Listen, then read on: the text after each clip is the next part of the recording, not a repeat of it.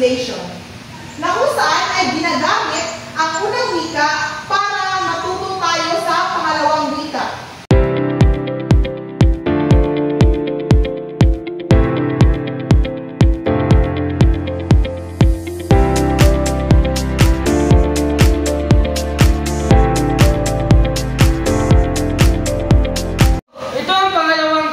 Pamamaraan sa pagtuturo ng wika. Ito ay tinatawag na series method. Ito ang halimbawa. Ako ay umupo.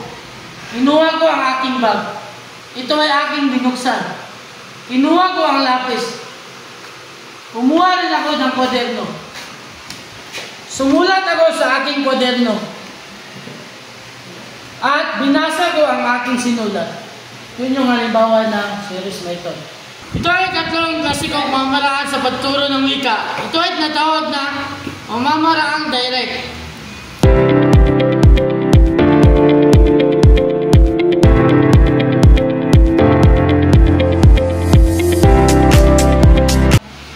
Ito ay mga estudyante ang aktibong nakikinig sa kanilang guro. Pakiulit nga. Ang mga estudyante ay aktibong nakikinig sa Magaling! Ito naman ang pang-apat na klasikong pamamaraan sa pagtuturo ng wika. Ito ay tinatawag na pamamaraang audio-lingual. Halimbawa, sa isang pangusap, ako ay naligo sa sapa kahapon. Kayo naman? Ako ay naligo sa sapa kahapon. Kami ay naligo sa sapa kahapon. Ito naman ang panglimang klasikong pamamaraan sa pagtuturo ng wika. Ito ay tinatawag na community language learning. Ang guro dito ay nagsisilbing counselor at mga mag-aaral naman ay nagsilbing client. Ito ang halimbawa. Sir, paano po ba sabihin sa Pilipino ang mayad niya aga? Ang ibig sabihin ng mayad na aga sa wikang Ilonggo sa wikang Pilipino ay tinatawag itong magandang umaga. Sige nga, ikaw nga, tumayo ka na. Magandang umaga. Sabayan naman siya.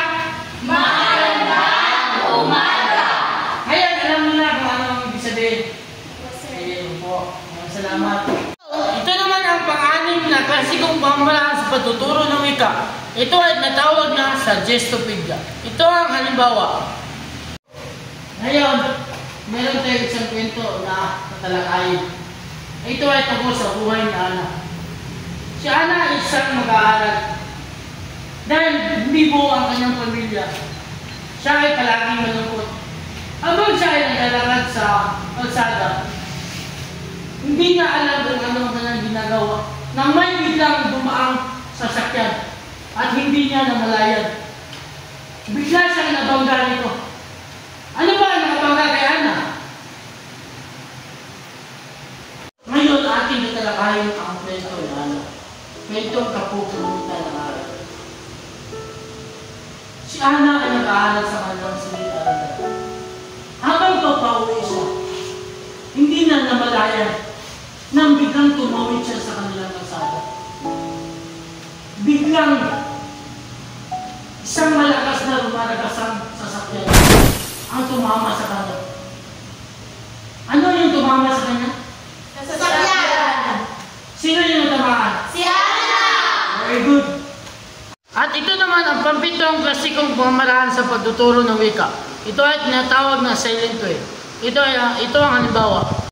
Mga mag-aaral, dapat kayong magsunog ng kilay para sa ating paparating na pagsusulit.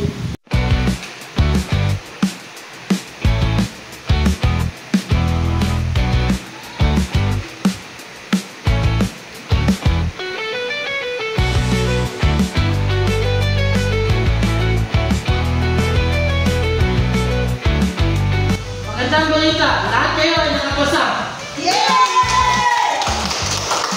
Ito naman ang pangwalong klasikong pamamaraan sa pagtuturo ng wika o total physical response. At ngayon, magkakaroon tayo ng laro na tawag na Simon Say o Sabi ni Simon. Sabi ni Simon, ano kayo? Magaling, pero ikaw, tara na uli ka. Hindi siya magaling, sir. Oo, sabi ni Simon, magawag sa ulo. Dalawang kamay.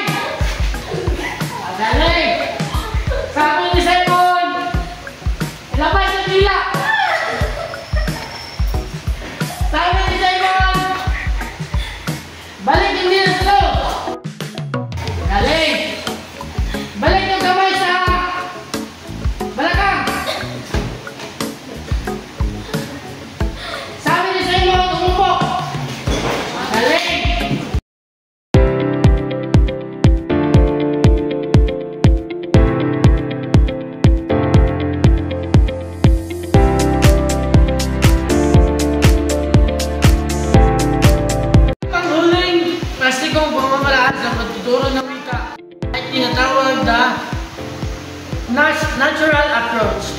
Ito ang halimbawa. Halimbawa, ito ay mesa. Ito ay kwaderno. Ito ay cellphone. Ang kwaderno ay nasa ibabaw ng mesa. Ang cellphone ay nasa ibabaw ng kwaderno. Maraming salamat sa iyong pakikinig.